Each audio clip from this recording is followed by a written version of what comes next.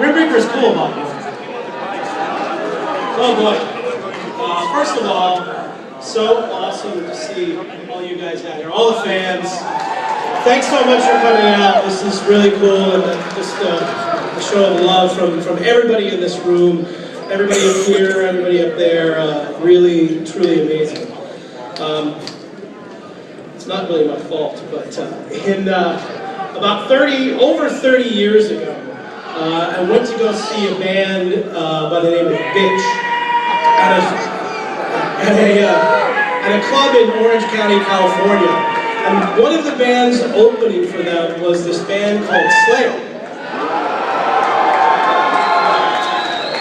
And I got to the club, and I got there early enough to see them, and because I always like to check out what bands were happening before the main band came on. And the name was pretty cool, so I was standing there, and they went on stage, and my jaw literally just dropped open.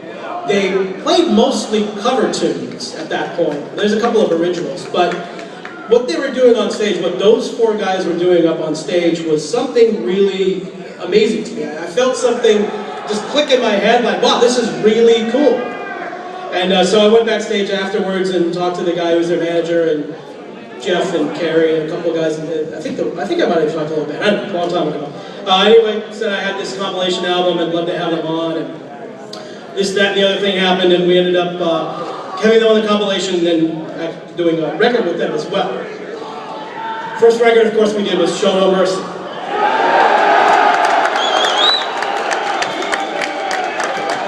One of the amazing things about being in the studio for that was watching Jeff. Jeff was really a young kid, very shy, didn't say a whole lot. But in the studio, he was just playing unbelievable stuff. I mean, all four of those guys were playing unbelievable stuff. And I remember one night, like, Jeff had done a bunch of guitar parts for this record, and it sounded really good. And he left, and I looked at Bill Mator, who was here, the engineer, and I would just kind of looked at each other and shook our heads like, wow, that was really amazing. Such an unbelievable player. Really back then, you had a feeling that something special was happening when we were making that record, but I don't think any of us, certainly I didn't realize how special that would really become. Again, just so amazing. And it went on to, Hello Waits we did as well. Out of the Chapel as well we did. And it was just a real honor to work with those guys and watch them play and see Jeff writing this just unbelievable metal stuff. That really, when you sit back and look at all the stuff he wrote, not only all the way up through his career, just amazing stuff. I mean, some of the stuff really changed the course in the history of metal. I don't know if people really, when you take a step back and really look at the songs that he wrote, it's a pretty impressive amount of stuff that he did. Really amazing.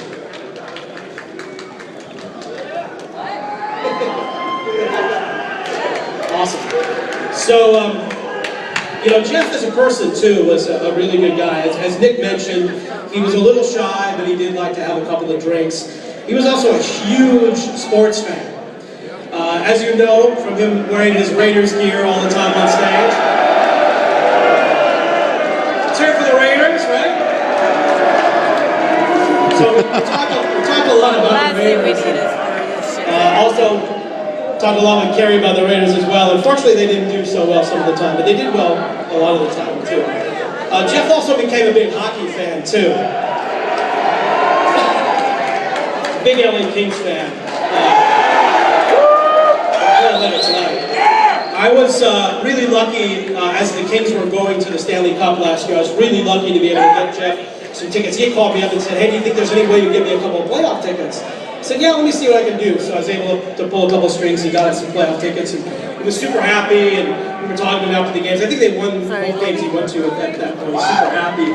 So then the Kings, by some miracle, and those of us who are Kings fans realize that this is a miracle. They went all the way to the Stanley Cup Finals. Which never in our lifetime could any of us imagine that was going to happen. So Jeff called me one day and said, hey, you got me those playoff tickets, you didn't get me Stanley Cup Final tickets. Well, let me see what I can do. And I actually, as luck would have it, a friend of mine who works for the Kings had called me up maybe hours after Jeff had asked me about it and said, hey, I got a couple tickets to Slagel Funnels, you want them? I go, that's a dumb question. Of course. So anyway, I got the tickets, and I actually had to be out of town, so I gave the tickets to Jeff. He went to the game. I remember talking to him afterwards, and he was so thrilled that they'd won the game. And one of the last times I talked to Jeff, he was after the Kings had won, and he was super happy. So always remember that. I was really happy I was able to get him those tickets and enjoy the game. So really amazing. So a couple people have asked me, what's like one memory of Jeff you have, or there's so many of them it's impossible to say. Just being around again in those early days was phenomenal. But I remember one of the things that still gives me goosebumps today was seeing him. Did you guys go to the Big Four show out in Indio, California? Awesome show, right? One image that I'll never forget was Jeff coming up at the end of the show and then Sound of Heaven. It still gives me goosebumps today. Just a phenomenal moment. So anyway, we're here for Jeff. Phenomenal guy, an amazing musician. Obviously touched everybody in this room. Nothing really more I can say other than we miss you, brother. And Ronnie, Dime, and Jeff must be having an amazing jam right about now, I think. Thanks again, everybody, for coming out, and let me share a couple of stories here, and all for Jeff. Mr. Boca.